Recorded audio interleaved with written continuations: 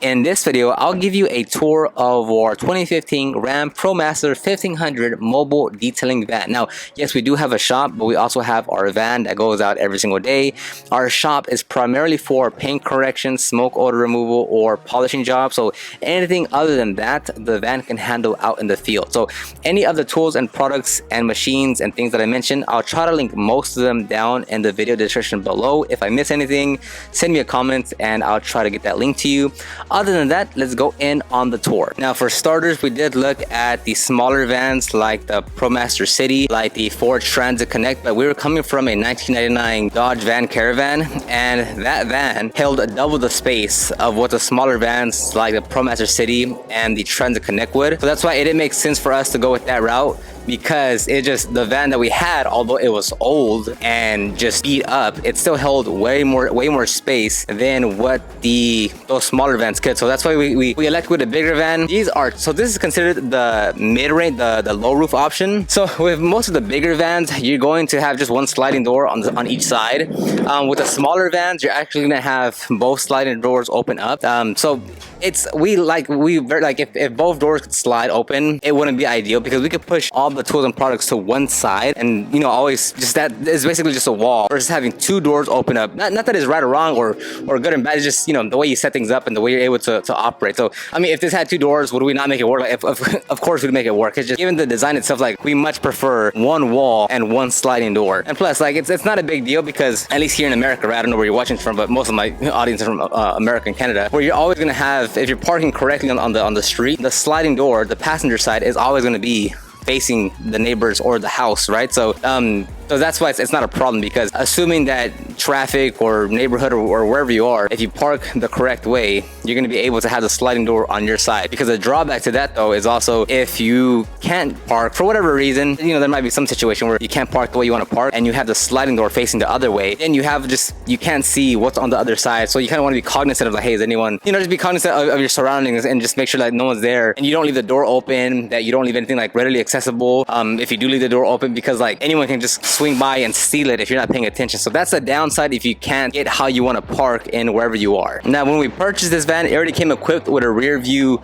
camera. It has some pretty big wide open doors that we can push all the way to the back here. So when we're on the street or something, we never have a problem with like the door sticking out or anything like that. We always have plenty of room to swing it all the way back to make sure it doesn't get in the way of traffic. So we can either keep the door the door kind of straightly pointing out, or we can bend it all the way back if needed, based on how much room we have to give for the streets. Please excuse the noise as they're picking up the trash right now. All right, so in the back here is we have all our machinery. We don't have a cool setup.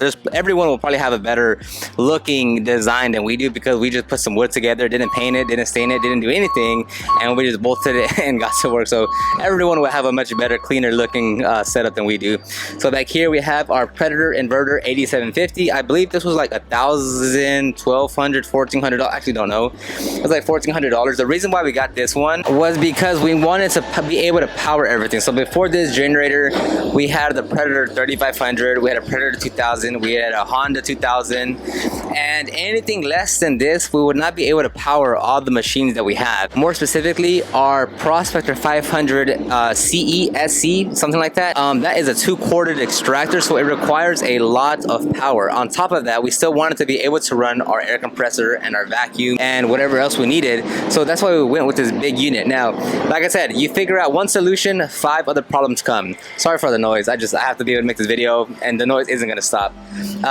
With this Predator, this generator, it's pretty big. Like if this was in a ProMaster City and a Transit Connect, it's gonna take up a lot of space, because it's big. So but this one, this is the bare minimum that we could get in order to keep everything running. Back here we have our rigid 4.5 gallon air compressor. It's fantastic, highly recommend it, much better than that Craftsman Pancake that we also had. This one just gives you much more, it's just far superior. Especially if you're using like a cleaning gun or air gun to blow up pads, this one is far better, because the Pancake one is gonna keep on turning on, the power's like weak. So this rigid one that we got at Home Depot locally is fantastic. The reels, I'll post all the reels down below, but like for instance, on the hoses here for the Extractor, we have a 33-foot hose. For the vacuum on our Johnny Vac, it is 50 feet. we got both of these, not both of these, but just go to your, if you can, go to your local carpet cleaning supply store and ask for hoses. For like this extractor, it's from our local carpet cleaning supply store. The reels, I think we got it either from Northern Tool or from Amazon. The air hose reel is from Amazon. So I'll have everything linked down below for you to check out. But it's nothing like overly crazy. Our pressure washer is the AR Blue Clean 600. It's the adjustable PSI, fantastic. And being able to adjust the PSI greatly helps. Like for instance, from when we're cleaning wheels and tires and washing the vehicle, we'll keep it at one PSI level, no biggie. But when we go to rinsing the door jambs, it helps a lot to reduce the water that goes into the interior, or just to reduce overspray, I guess you could say. It really helps to be able to reduce the PSI pressure. So that's where it really comes in handy. Or if you're gonna clean anything else more delicate, as far as like you just don't need that much pressure, like an engine bay or something like that, it does help a lot to be able to reduce the pressure. Now don't go out there and say, okay, let me go spend $600 on a pressure washer. We've had the Greenworks pressure washer for a long time. We had the Karcher 1700 for a long time. We had the active pressure washer for a long time, and they all worked great. And those are all under like $200. So don't go out there and just spending $600 just because I say we use it and that it's a great pressure washer. Although it's a fantastic pressure washer, but definitely wait. You don't need like a big, a big baddie of a pressure washer on your first go. To our side here, we have our Ego 650 blower. We have this attachment here on the top. I forgot from where it is, from blower band, and it's just to protect the tip of the Ego blower. We have our 50-foot electrical reel right here, and from there we have a lot of miscellaneous things. Like we have two foam cannons. The reason why we have two is because one is a strip wash and one is a maintenance wash. So instead of trying to mix two at any given time, right? Like, oh hey, this morning we're having a maintenance wash. Okay, put the maintenance shampoo. Oh snap! Now we're having a one step at the second location. Oh snap! Hey, pour that out, pour the other one in. Instead, it's just like, hey, this one's maintenance, this one's for stripping. That way, it's a lot more easy to just get to the one that you want, instead of like, hey, dump this out, fill this up. Okay, now no, just avoid all that. And here we have all the shampoos that we use. Here we have this spray and seal. We use this specifically for wheels to give it some hydrophobic properties after we clean them. On the back side is all the machines. I get asked a lot, do we pull out the generator? No, we keep it here as is. Now, eventually, we would love to get a skid on it to be able to pull out, to just primarily for the exhaust fumes, to push them back or push them away from the interior a bit more. But honestly, once we get back in the van and we start driving, even after however long that we run this generator, you don't smell the fumes in the vehicle. If we did, we would have been changed something. But as of right now, like it's not really that big of a deal because we don't smell anything. Like, you don't smell the fumes in there. So, but eventually, yes, we would want to put it on a skid to be able to pull out to get the exhaust further away. Now, it does get a bit clumsy here because we have a few things that you have to mess with in the back here. And if the buttons die or if they're not working and you need to manually pull the string, it's located on the back side here, or on this side, I believe, and it gets a bit annoying because obviously you can't reach it, so we have to pull out the extractor. We have to pull out the generator quite a bit to get to there. So assuming that the buttons don't fail, it won't be a problem. But if we do have to manually start it, then that becomes a little bit of a hassle. But again, like, this isn't the best setup as far as like how we organize it and such. Back here we have our cones. So when we're actually working on the street, we will pick when the car is parked on the street, we always put these cones up because safety reasons. And that's really it on the back side. There's not much going on. We just have a few other electrical cords here that are thicker gauges, and a few brush pulls just in case we're cleaning like an RV or a boat or something like that. Then over here we have just more of our air hose tool. So this is, we have to if a tire goes down, we'll just fill up our own air with a compressor. We have 2 cleaning guns and 1 regular blowing gun. We have 4 of these detail guards. That way the hose doesn't get stuck on the tire when we're using our pressure washer. So we always put those up there. And then some miscellaneous brushes back here, like a pet hair brush and like this random brush that we use to get between the seats and the center console. That we don't use it that often, but it is, we just keep it there for some reason. And yeah, we just got the Johnny vac. It is a dramatic difference between the rigid vacuum that we had and that, like the power is night and day difference. That one was I think like 400 and something. We're gonna get another Johnny vac as well just to test different units. Now back here actually is we still have a 50-foot retractable hose just in case something happens. I don't know, that something breaks, something whatever, and we have to use a hose. The customer doesn't have a hose. it's this cheap like $25 hose that I bought like 4 years ago at Target. It's still holding up good enough to just hook up to a customer's water if needed. I think we've used it over the last year, maybe like 4 times we've used it, because, you know, so it's just there. It's just a just in case, like a minor insurance to have just in case. And then over here we have the this goes off the Y splitter for the water tank. This is just the just to get clean water out for filling buckets, cleaning our hand, washing our hands. That's really it here. So that is, yeah, the backside is just filled with machines. That's basically it. All the machines are back here. So now closing the door, and now again, like eventually we want to put the bottles and stuff here, like our sprayers or something back here. We just haven't done that. So, you know, I know that that's also a smart thing to do, but we just haven't got around to that. No biggie. We eventually will. Now you are literally in the van with me. Could we do this in a Pro Master City or in a Transit Connect? No. All right, so back here, I don't know how well you can tell, but basically is we have, and not that we have like a specific setup as far as like this is why we put things up here, but over here we have all our pump sprayers. So we have 1, 2, 3, 4, 5, 6, and then a 7th pump sprayer down there. So in the van alone, we carry 7 pump sprayers. In the shop, there's another 4. So we have, yeah, like I said, 12 to 15 pump sprayers at any given time. And here in the actual products, we have 2 ONRs, 1 iron remover, 1 carpet pre-spray, 1 in cap, and I forget what the other one is, maybe an APC 101, and then this is just another APC, probably diluted 101 or 4 to 1.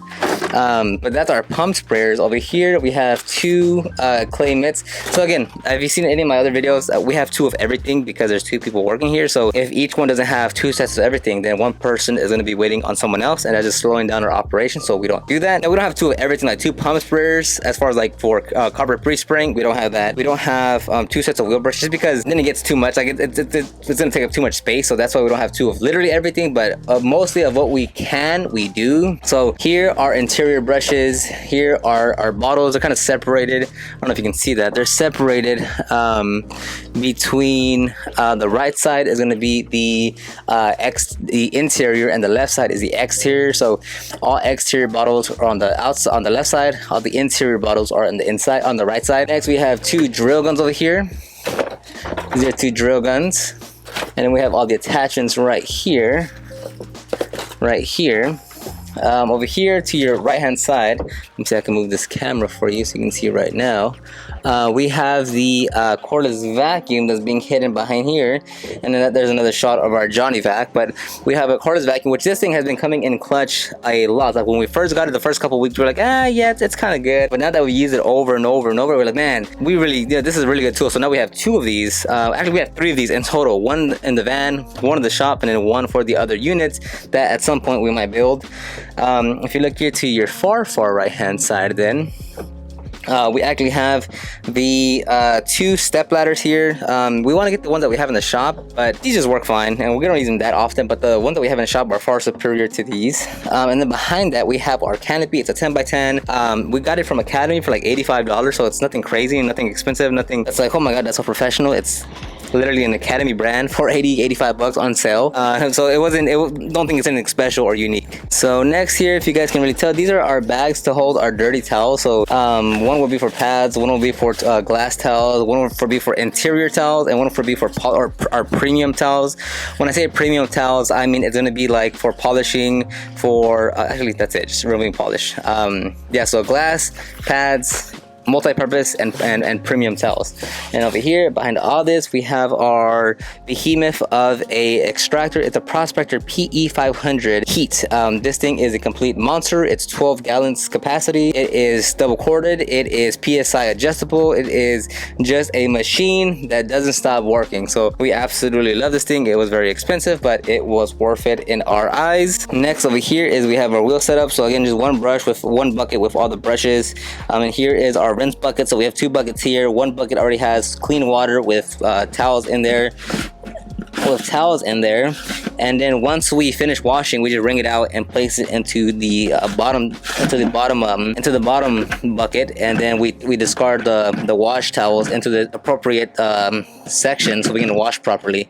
I shouldn't have done this because now I gotta fiddle with this. So this is our 5 gallon this is our 100 gallon water tank. It's completely filled to the top right now. Here is our Sapphire upholstery tool that we don't have connected, just because when we connect it to the reel, it bends one of these parts and we didn't like that. So we still have to connect it once we get on on the job site, but it's still we just keep it here on hand. Well, this is the only tool that we use, but we keep it here so it doesn't get bent when it's on the reel. All right, I'm just gonna stand behind the camera because since I'm so big, I'm gonna take up so much of the space. So there is our floor mats for the customers. So once we're done, we will just put them in there to make it look nice and professional. A sign that says, "Don't forget to put the customer's belongings back," because we've had a few times where we take it back to the shop. That is our Aqua Pro steamer, fantastic, highly recommend. That we just keep the jug right there. We don't really use it because we have a pre-filled 5-gallon container. It's there just on hand when we do need it. We have 2 air movers right here on the right-hand side to dry up the customer's interior. Let's bring it down quite a bit. Then right here we're gonna have our polishers. We don't have that many. It's just to have something on hand just in case something happens and we need something right then and there. But typically all polishing and correction happens at the shop. This is more so of like a spot spot correction, something. That's why we have some pads and polishers in there, some gloves, a glass cleaning towel, and then a few other chemicals in there. That's nothing specific, more so that it just fits right there. And then we have our polish that we use to just apply wax. It's not strong, it's not hefty. I have a video on that. It's $150. We primarily only use it to apply wax or sealant to the paint. No correction, no polishing, no nothing. It's just to apply a wax or sealant. All right, and then down here, as you see, we have yet another pump sprayer. So that is a pump sprayer diluted 4-to-1 or 1-to-1. That is the IK Foam Pro. Like I said, we have 3 of them. So we have 2 in the, I said we had 3 of them in a previous video. We have 2 in the shop, and then we have 1 in the van. Now down here, we're gonna have our assortment of towels. So we have here only our glass towels. Here is our premium towels. Again, we don't need that many because we're not doing things that require premium towel other than removing a wax out in the field. Everything else happens at the shop. The second drawer with those red towels are our wash towels. To the right of that is our drying towels, and at the bottom is just an assortment of, let me see if I can get it there. It's just an assortment of miscellaneous towels, pads, first aid kit, clamps, and things of that nature. So nothing crazy, more just like you kind of just store things down there as needed. This thing is in the way. There we go. Okay, and here we're wrapping it up. Here we have our cooler. There's probably not going to be anything in there, just some water, but typically they go get ice in the morning to keep it nice and cold. Here we have our multi-purpose towels. So these are for use for, we call them multi-purpose because we're going to use them for the interior, for the engine, for anything else, right? That's why it's called multi-purpose, because they have multiple purposes as far as detailing goes. Here we have our 5-gallon container that we use that's pre-filled with a carpet pre-spray. So once the extractor runs out and we dump it out, we'll just get this, open it up, refill it, and then we're ready to go with an additional 5 gallons of pre-spray of fabric rinse in our extractor. Not pre-spray, I'm sorry, fabric rinse goes into the extractor. All right, as far as the front cockpit, there's not much going on. We just have a phone holder. That way when they're on the maps, they can put the phone on there and kind of be hands-free and looking at the maps. We have a couple chargers there for people's phones. We have hand sanitizers in case someone wants to sanitize their hand. We have this thing up there on the visor to hold their sunglasses, whatever. No one uses it. Other than that, there's not much going up here. Like I said, we have a rear view camera that was already installed when we purchased the vehicle. So that's that. We press the power button on and we use it, then we turn it off because it's connected straight to the battery. And other than that, that's all that's going out in the front. All right, and that is our tour of the 2015 Ram ProMaster 1500. If you have any other questions about the setup, about what we did, which it typically comes to the extractor reel and how we did that, I'll have Lex do a video on that. But any other questions about any specific tools or what works or why we do what, let me know in the comment section down below. I'll link all the tools and products in the video description, as well as my ultimate guide to start your detailing business, my podcast, the Detailing Business Class podcast, and any other links that you want to find will be all down in the video description. Other than that, I think we're good here.